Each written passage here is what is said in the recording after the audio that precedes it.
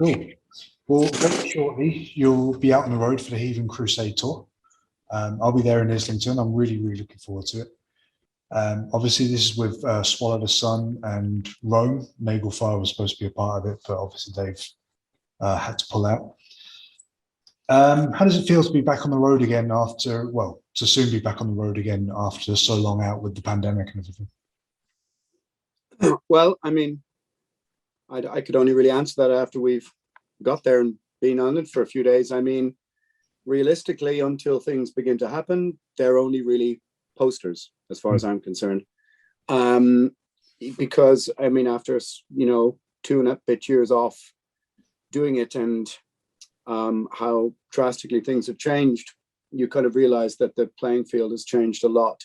So it remains to be seen. I mean, until everybody is accounted for, everything is, all present and correct. You have that first gig under the belt, well then you're still wary of what's going to happen. I mean, talking to other bands on tour right now, whether it's Ruins of Everest, Marduk of Vader, they're like, okay, it works. But there are these, caveats. Yeah. And then you notice other tours that have just been canned. So you have to try and learn from what those reasons are, the whys and the wherefores, and sort of try and apply the logic as best you can.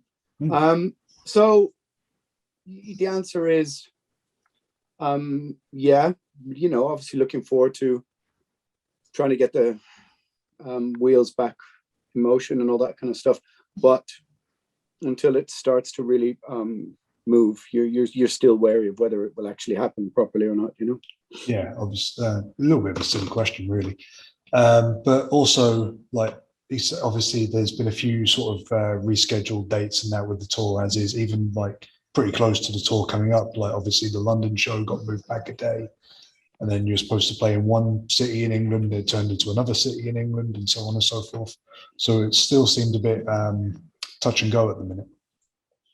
Yeah, I mean, that stuff is not really much to do with us. There isn't really much we can do with that. I think there's just been, of course, some scheduling problems and issues to do with Brexit, which, affect musicians coming across from France and going back and forward. And also, I think that there's just a genuine, there is understandably a reluctance on behalf of the public to buy tickets. And so therefore, it's becoming harder and harder for local agents to judge what's happening because, people aren't buying tickets, and therefore making, estimates of revenue of this, that, all those kind of things they're more in jeopardy than they were before all of this. And I understand the reluctance because, people have been sort of allowed to have their Freedom Day, and then it's been taken away and back and forth and back and forth. So I understand the kind of reluctance to, commit to the whole thing. And of course, there's a percentage of people who will never come back to live shows, who just have decided that's it for me. The whole nature of the pandemic has scared them into not taking part in this anymore. So I don't know. The small machinations like that are, they're not really my call to completely understand. They're more to do with the booking agent and the local promoter. But yeah, so London was moved from a Monday to a Sunday. I mean, London is one of those places that I think you should be playing at a weekend. So Sunday is better than Monday. Monday is the day no one wants. Yeah. Monday and Tuesday. So and in the end, I don't know, it moved from Birmingham. Birmingham's a strange case.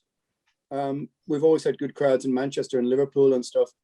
Birmingham, kind of birthplace of heavy metal, etc. But I think most people are hard pushed to pull 100, 150, 200 in Birmingham. I don't know what it is.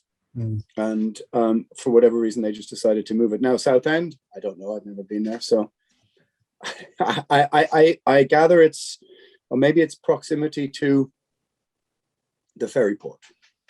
So it's more practical. I don't really know. So well, I should have just said that at the start. Well, either way,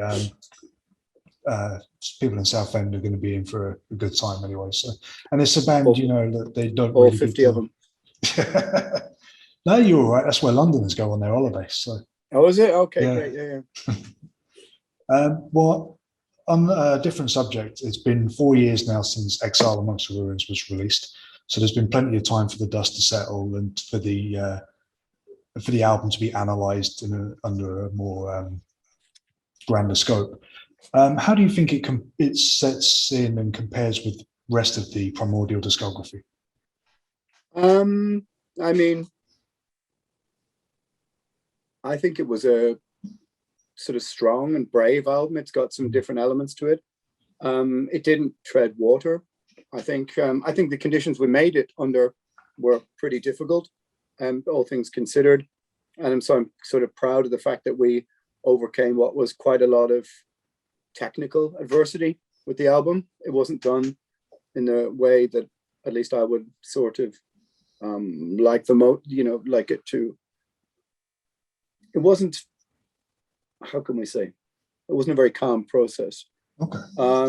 But I think it's a strong album. I think it has sort of energy and vibrancy, and it's got some curveballs. There's some different things going on there. I mean, it's a strange, in a way, it's weird. It's like the more traditional heavy metal fans of Primordial liked it less, and people who preferred Journey's End and sort of something a bit gloomier and darker, they seem to relate to it a bit more. So I don't know, but after 9 albums,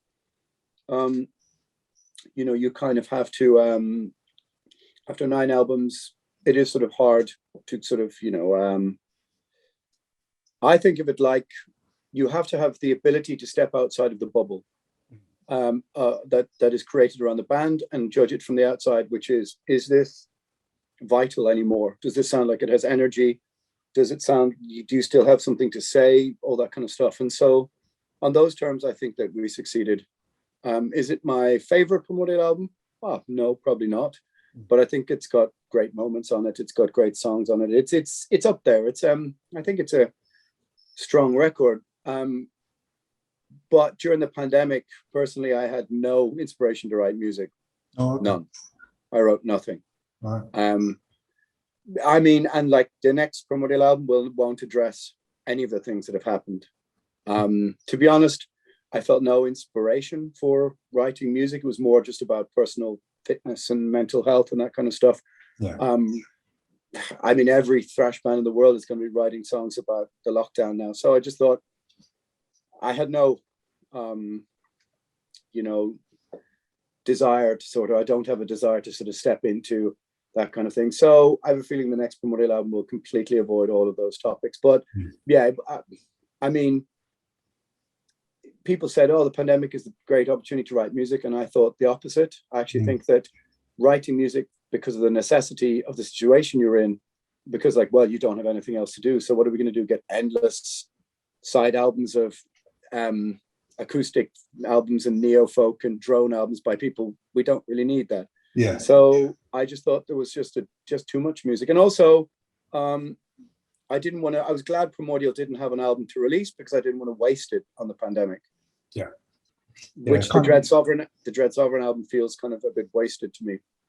Absolutely, yeah. There's quite a few bands that weren't able to sort, especially like bands releasing their first album.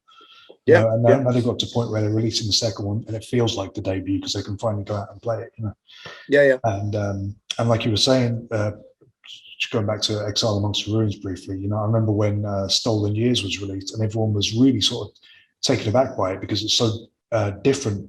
But at the same time, it's still within that Primordial framework. It's still no one can listen to Stolen Years, and as different as it is, go, oh, they sound like fucking Motley Crue now or whatever.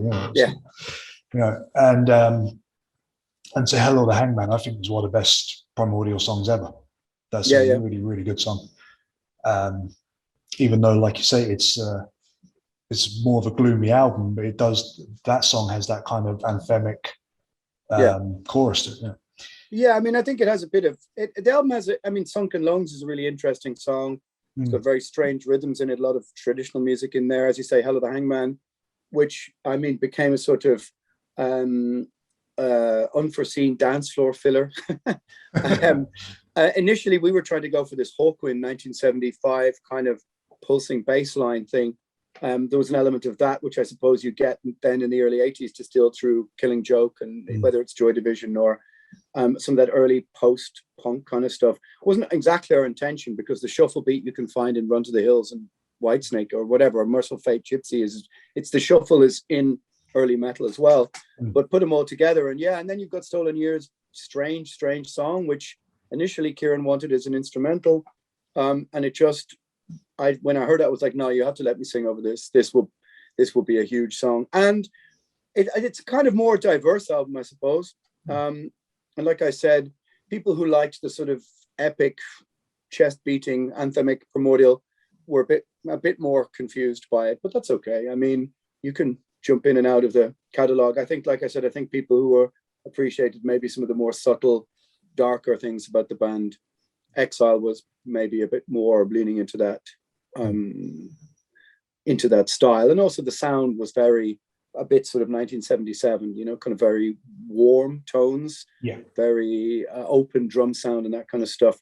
And so maybe people were a bit surprised by the tonal warmth of the record. Maybe not. I don't know. But yeah, it's I mean, as you say, Hello the Hangman. I mean, these are songs that have a different slant on what Primordial is, but they still got a zip, an energy, and a buzz to them. And to me, they still sound vital. Even if people first heard it, they were a bit, what the fuck are they doing? But it fits into the Primordial canon.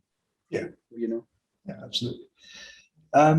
With that being said, then, like you mentioned, you had no desire or inspiration to write music for that pandemic because, like you say, it's oversaturated. And there's going to be so many fucking songs now called Lockdown or Virus or whatever. Yeah. Don't need it. There was a little teaser on the Facebook page the other day. It was Exile Amongst The Ruins is 4 years old today or something like that. Time for a new album, maybe. So I have to ask, has there been any progress on the new record so far? Well, I mean, I think maybe in 2020, that winter of 2020, we started to lay out a couple of ideas, and then Dublin went into an even more strict lockdown and people weren't able to meet, and so then it just sort of fell apart again. And it's only really in the last couple of months that we've begun, let's say, talking about what to do. Okay. But I think maybe after the tour specifically, as long as it all goes to plan and some of the festivals, that we'll start to August, September, or July kind of go, all right, so let's try and pick up the threads again and see where those parts lie. Personally, I have a feeling that I would like a kind of rougher, raw, almost more black metal album, and very,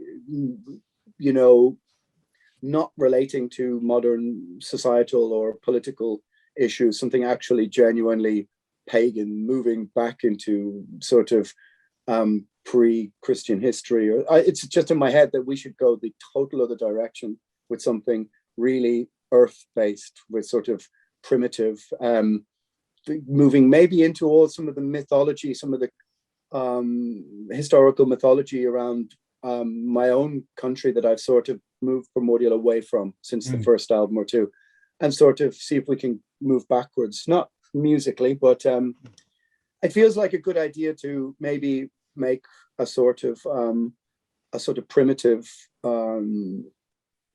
I'd say call it pagan statement, sentiment, try and dig up the dirt on some of our move history or the historical references back even further. So that's how it feels to me.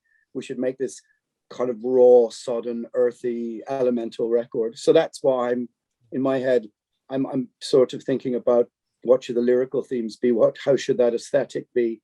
And maybe to move, the band away from some of the, I suppose some people would say the anthemic sloganeering or something like that. Maybe not. We'll see. Sometimes the best intentions you have, you get there in the studio and you go, you know what, that's not that's not where we'll go at all. But that's my feeling. Album number 10 should be some sort of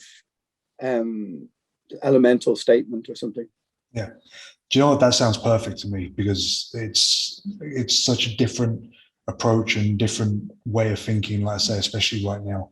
And Primordial's always been really, really good at taking history or mythology and saying, this is from this time, without it being corny or anything like that. It's just it's always been very intelligently presented, I think.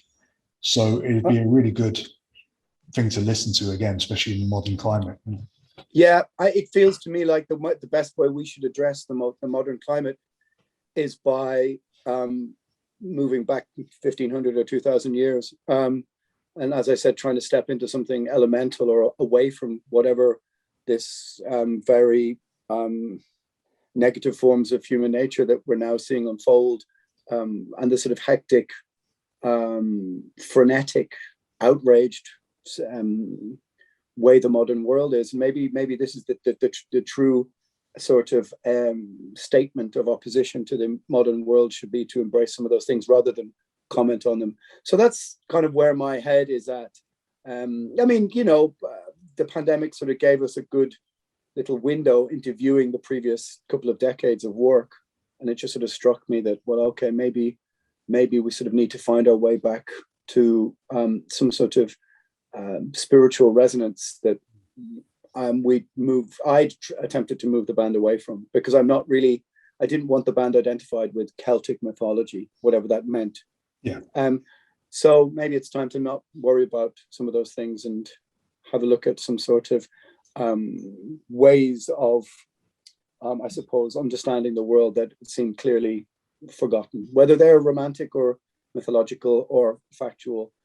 Maybe that's not the point right now in 2022. I don't know. It's you know, that's sort of how it appeals to me. But the thing about Primordial has always been that I never wanted it to be a history lesson. I never wanted it to be in 1845. This happened in 1890. I never wanted it to be like that. I wanted the, you know, if you do a song like The Coffin Ships, which is fact, not fiction, I wanted it to have a sort of cultural resonance with people who can see their own historical, cultural, geographical tragedy within the framework of that song. So as I never wanted the band to be just specifically about being Irish, or so that from Peru to Palestine, you could see yourself in the tragic nature of what the lyrics embrace, or what the aesthetic is. And that was sort of always very important to me, for it to be universal.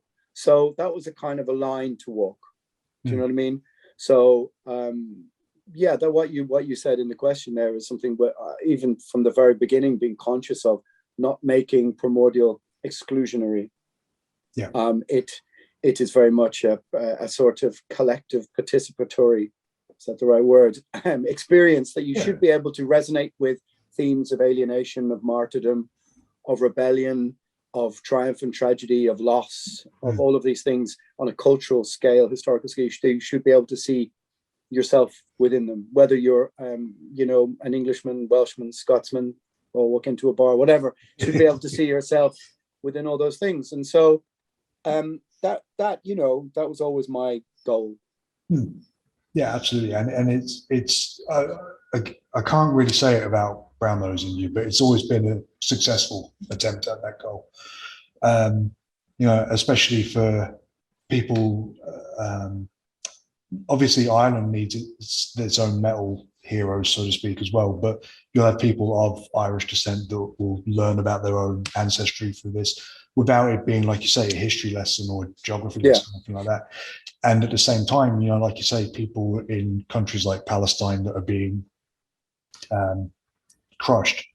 It is a country. I don't give a shit what anyone else says.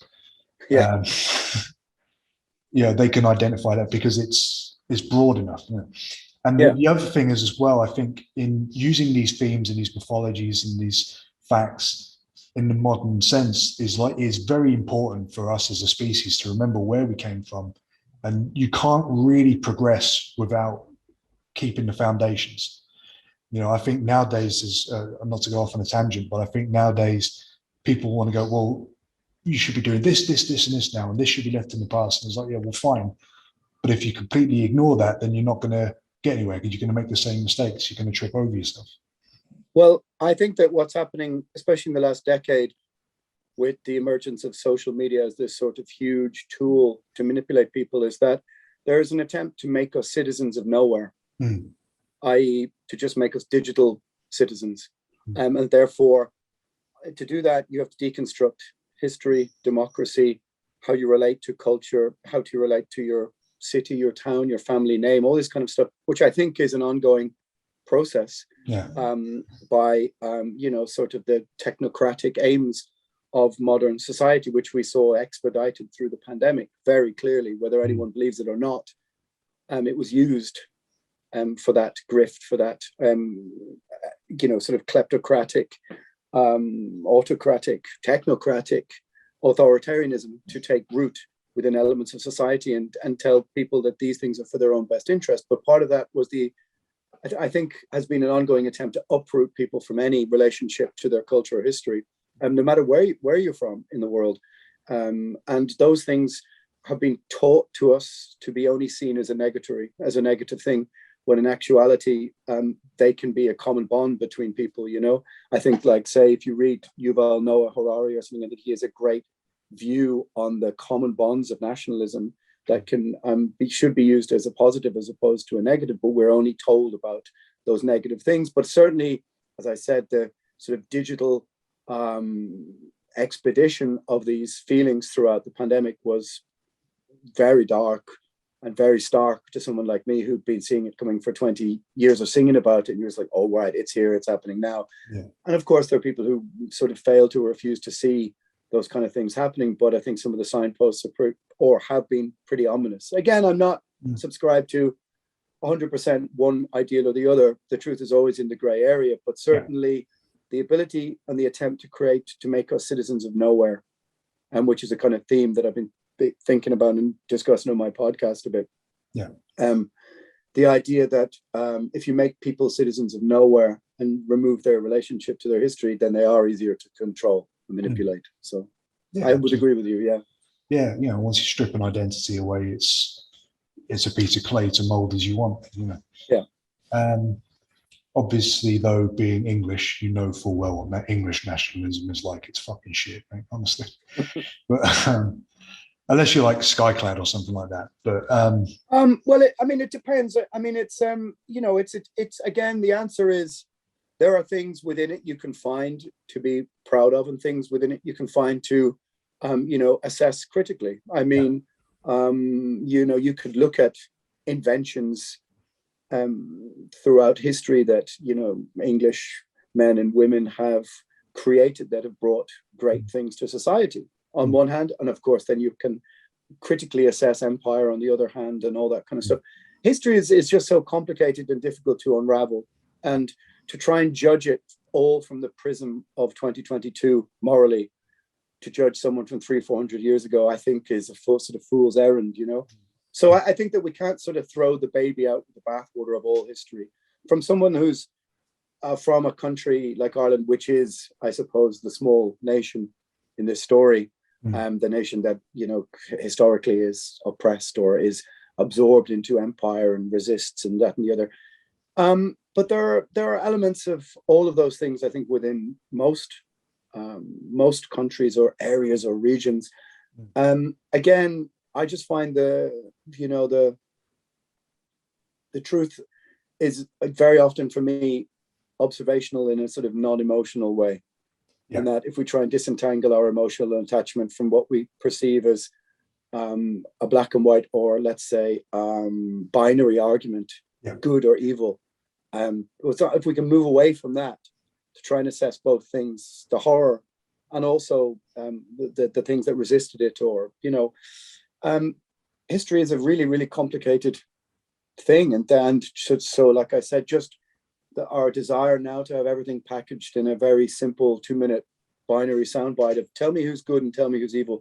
For the most part, I just think it doesn't work like that. But of course, that's not what anybody wants to hear, because what you're saying, what you're doing is you're disentangling, or you're not. Rather, you're not. For some people, you're not disentangling.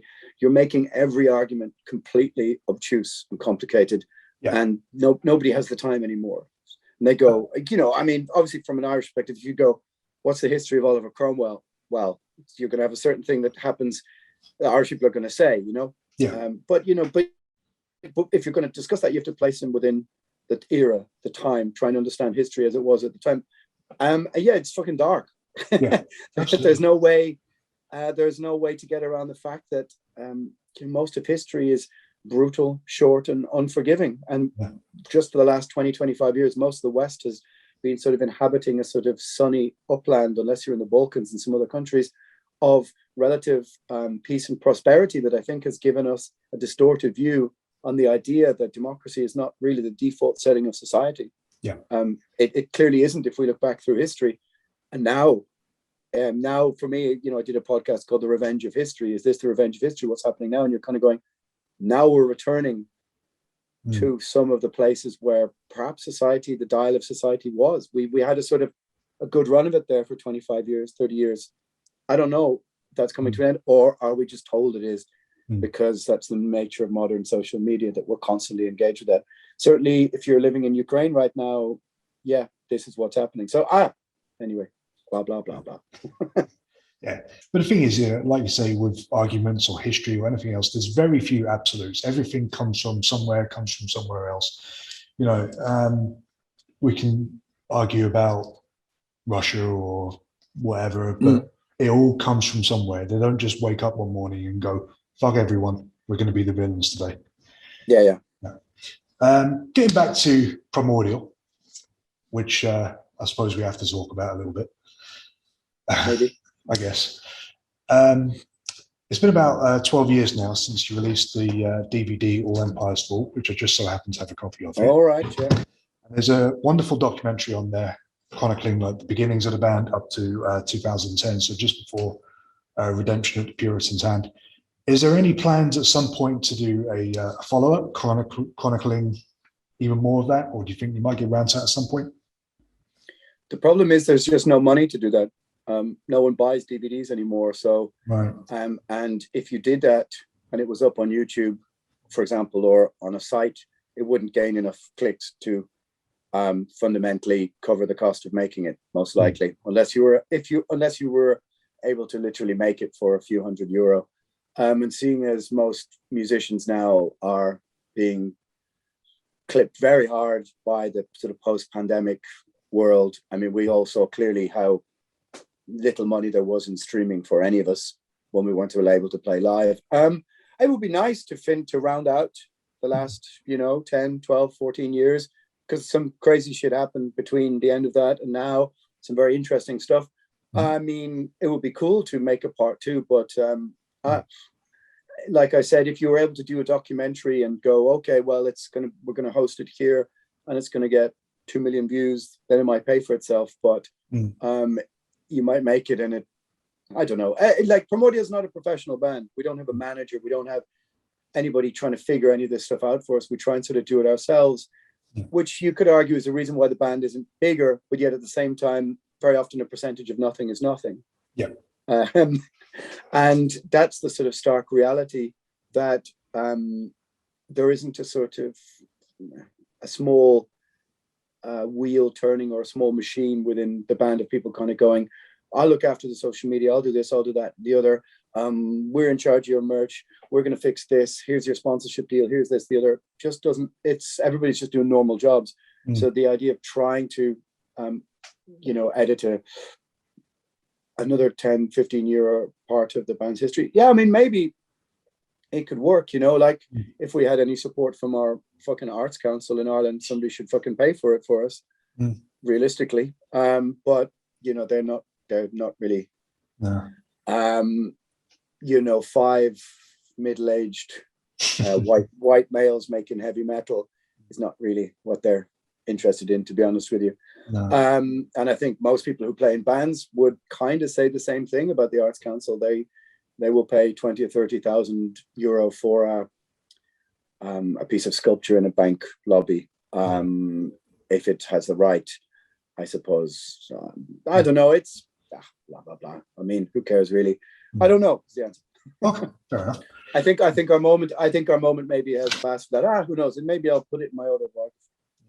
It's frustrating, because you talk to bands from countries like Denmark and they go, yeah, fucking Arts Council pay for everything. It's great. So yeah, I mean, that's the thing, is that like look, I've been to a gig in Honduras, I've been in South America and Central America and Russia and Asia and stuff, and I've seen how hard people in very, very remote and poor scenes work just to get on the stage and all the shit they have to deal with. I mean, I've been in Honduras and there's the fucking military police everywhere, people with guns. And I mean, that's proper struggling, and that's proper conquering against adversity. So what I have to complain about really is small fry. But at the same time, after 30 years, you might think, well, the Arts Council might go, oh, okay, right. Realistically, Primordial is the biggest heavy metal band in Ireland since Thin Lizzy. Yeah. You know what? Let's support you to some level. Yeah. But like I said, what we sort of are, I think is just not the. I think it's just not the kind of thing that they really are looking for. I mean, you know, they spent most of the time during the pandemic talking about building like Blue Room streaming stages. Right. Not actual venues to bring people together, but venues that would exclude people from being in a room with other people, from playing live, from humanity, from all that kind of stuff. What they were looking at, I think realistically, was how do we entice teenage TikTokers to come in and make dancing videos so we can piggyback on their streams. Yeah. It's kind of what they were thinking about. The idea of a band with working parts and blah, blah, blah, they don't really have any interest in. At least I don't feel so. I would imagine if, you know, they're more interested in, well, look, whatever. Like you say, whatever else they can piggyback on, really, you know. Something that when I was telling people I was doing an interview, the question I got asked a lot was people wanting to know, when you formed the band, given how much of a stranglehold the Catholic Church had on Ireland for quite some time. I mean, you know, it's only in the last decade that abortion was legalized, for example, and only in '96, I think that divorce was, the anti-divorce law was repealed. Or, sure, yeah. Did you face much sort of challenges from local religious establishments or anything like that when trying to book gigs as like an openly pagan, Bathory influenced sort of band?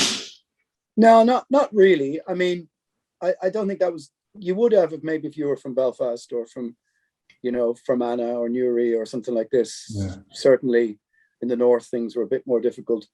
But no, not really in the south. I mean, you know, the hangover of Catholicism, it sort of dovetailed, it started to go down when the Celtic Tiger came up. I mean, it was replaced by, I suppose, capitalism, and you know, a sort of new middle class emerged as they did across most European countries, and Ireland was no different. And it sort of changed the nature of Irish society. Yeah, it's true that, you know, Ireland has been backwards in everything in its approach to you know, to gay marriage. Recently we had, you know, the repeal, the 8th law about abortion, all this kind of stuff. You know, you've got to put that into the framework of the very dark past of Ireland in the 20th century, on the way it treated women and children, which was horrifically dark. And so, again, it's context, historical context. Ireland kind of finally caught up with a lot of other countries, but as for being a musician in the 90s, no, not really. It didn't really affect us. I mean, Ireland essentially was second world, I think, in the 80s, early 90s. It was a poor place where people were coping with a lot of immigration and unemployment, and society was pretty aggressive and brutal, very easy to get your head kicked in on a Saturday night in the city, and well, anywhere really. And so starting a metal band, you sort of had perfect reasons to try and want to get the fuck out of, or to deal with all that anger and angst and aggression and that stuff that was on the street all the time. So yes and no. I would say Ireland is still coming to terms with some very dark things from its past. Yeah. How much of what happens is window dressing, I don't know, but certainly the Catholic Church doesn't have the influence in it, you know, that it did. It diminishes every year, you know. I mean, I think for the recent repeal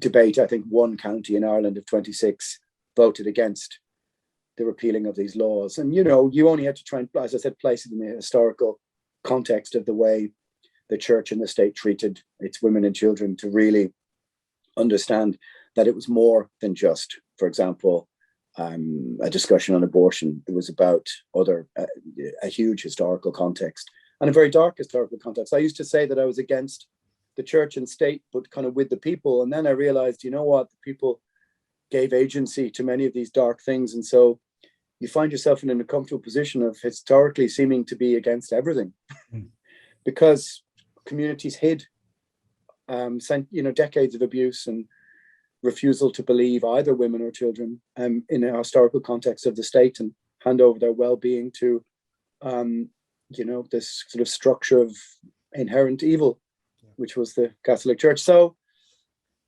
yeah. Yes and no, like most of my answers. The truth is sort of gray, Now that's not to say there aren't elements, of course, of the structure of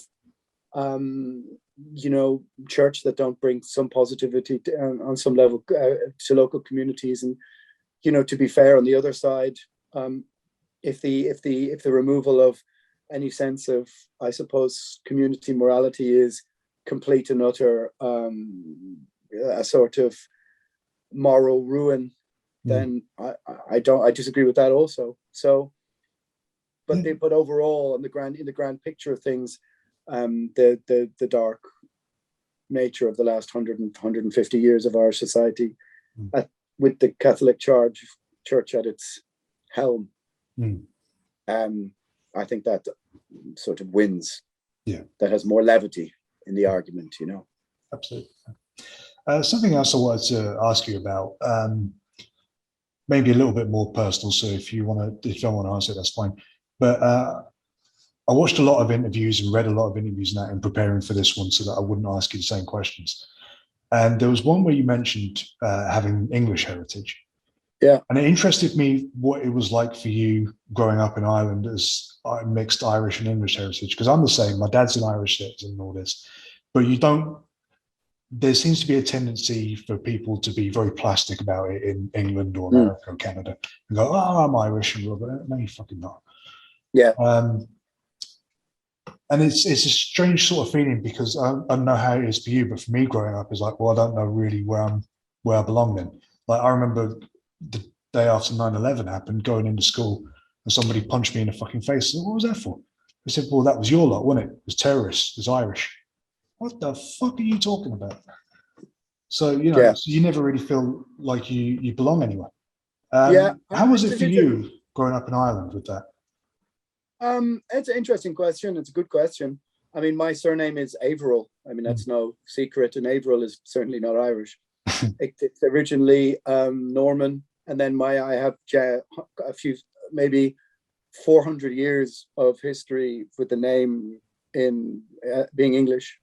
So that was, kind of area of sort of, what's it called, Iron Bridge, Sutton Coldfield sort of area of England. So, yeah, I mean, my grandfather was in the RAF, flew supply planes in North Africa, and he was in South Pacific and all this kind of stuff. My grandmother was in the Wrens. So they were English, and the other side is old Irish. So I didn't used to talk about that in interviews, but I mean, look, they influenced part of the writing onto The Name Was Dead, and essentially coming to terms with this sort of different sides of your history and how you relate to them. And certainly it would have raised quite a few eyebrows in Ireland in the 80s and 90s when you were discussing things with other kids, at least when I joined Primordial, the sort of Catholic iconography that was in everybody's houses was completely absent from mine. There certainly was no pictures of Padre Pio on the wall and Virgin Mary stuff. And so I had a sort of anglicized but secular upbringing where I never went to church. There was no such thing as the priest doing this or that or anything like that, having any say in that one side of my family, but the others were lapsed Catholics. So I had a kind of sort of upbringing that was being outside of the bubble of certain elements of Irish society was completely alien to me. All the, the going to church, the making your communion, the influence of certain elements within the community and family structure religiously were all absent from mine completely. I never even been to church. So I had a very sort of odd view of being outside of Irish society, feeling Irish, feeling connected to the history of Ireland, but also, having this sort of tug as well that sort of pull towards my sort of English heritage as well. I guess Irish blood, English heart, or whatever Morrissey used to call it. Yeah. I do. Yeah, it's just coming to terms with both sides of it, you know, and I suppose being humbled by the sacrifice of, especially my grandparents, of just deciding that, you know, at 18 or 19, right, we'd go to war, and, you know, leave the country for 2 or 3 years and come back and then decide, well, let's make a new life and move to Ireland. I mean, those kind of things place some of the things we are preoccupied right now in society with in a very, they shine a very stark light on the things that we are outraged with or preoccupied with. And so I think that you just try and learn those lessons as you get older. And certainly as the lineage of Primordial sort of unfolded over the years, things I was not really willing to discuss, especially the last 10 years, I've sort of been, okay, well, you know, 10, 15 years, I'm old enough now, the band has enough albums, and, you know, just sort of discussing the contradictions seeming, the idea that, you know, you have a sort of historical, well, you have history in 2 different countries that seemingly, you know, that have very complex relationships with each other. But that's the same with many, many people. You know, they, you know, you might be, maybe you're Finnish and you have Swedish heritage. Maybe you're, you know, you're from the Middle East and you have some sort of complicated relationship between your Lebanese, but your father is Israeli. You know, it's these things that we all have to deal with. Whether maybe you're, you know, Algerian, born in Paris to a Parisian mother and an Algerian father, and your relationship to history, to the, you know, war in 52, I think, or whatever, and Islam or whatever, it's complicated. So I'm just another person has a, you know, who has, if you were, you know, want to deal with it, sort of historical, a sort of, well, a historical past that sort of leads you down many different avenues. Does that make any sense or whatever, you know? Yeah, absolutely. Yeah. We've talked about some pretty in-depth subjects and that, so I'll finish with something a little bit lighter. Oh, okay. That's my forte. Well, I've read that you're a big football fan, and when I was trying to find out which team you supported, and I happened to find a picture of you wearing a shirt from a certain Greek club. Panathinaikos, yeah. PAOK. Yeah. Yeah. So I was sort of wondering what the connection was there. Was that just a shirt you picked up, or?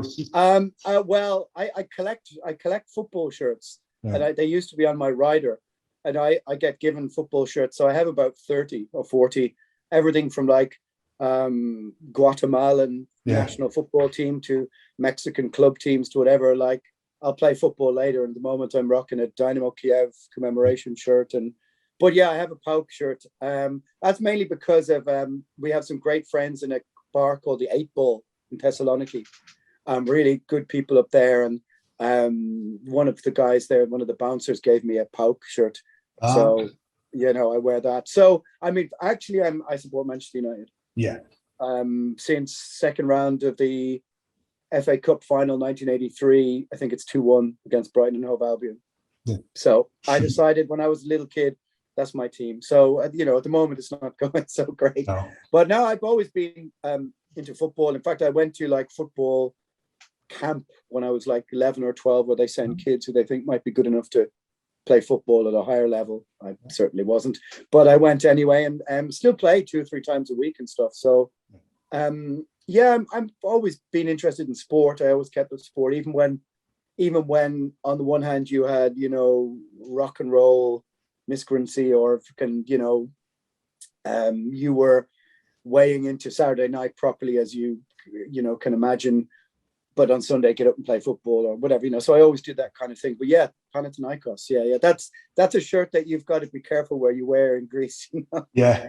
You're not gonna don't walk around Athens wearing that shirt, you know. No, I've been over to the Tumba and all that, and had a great time. I've seen PAOK and all that sort of thing. So yeah, it's great. Yeah. Have you got a QPR shirt? QPR? No, I don't have a QPR shirt. I'll bring one up for you for the gig in Islington next week. Excellent. No worries. So you can go, what the fuck have I got this for? Something to wipe your ass with. That's all right. Just in Ireland, hopefully nobody mistakes it as a Rangers shirt. Yeah. So just finally then, who's your pick for the next Man United manager? Because it doesn't look like Rangnick is going to stay. No, well, I mean, I suppose they're talking to Ten Hag, right? So, I mean, either Ten Hag or steal Tuchel from Chelsea. Yeah. I think would make the most sense. I think I'm not. I mean, Pochettino in his last season didn't do much for Spurs. You know, I think Ten Hag. I mean, but you're going to need this the structure. I think United is mired in too much nostalgia, too much romance, too much people who've been involved for 10, 20, 30 years. Stadium is kind of falling apart. I think they just got left behind, and I think they just got left behind in relation to organization, to the mathematics. If you look at Liverpool's analytics, and they just made an awful lot of sort of decisions that maybe in '94 you could make now or make then, but now I don't see it. You know, just like bringing back Ronaldo is just pure nostalgia. And I can't see United even finishing fourth. I think they'll be fifth or sixth. But maybe Ten Hag at least looks like a very organized football manager. So him or just steal Tuchel. That would be what I would do. Yeah. Well, like I say, as a QPR fan, I'd be happy to see Chelsea get hurt in any way possible. So. Well, you must be happy with Brentford at the weekend, then. So yeah. I'm not normally one to cheer Brentford for obvious reasons, but it's fucking sweet. All right then. All right, Alan. Thank you very, very much for taking the time to speak to me today, mate. This is a chat I've been wanting to do for years, so it's meant a lot to me. No problem, man. No problem. Yeah, we'll see you in London then. Absolutely.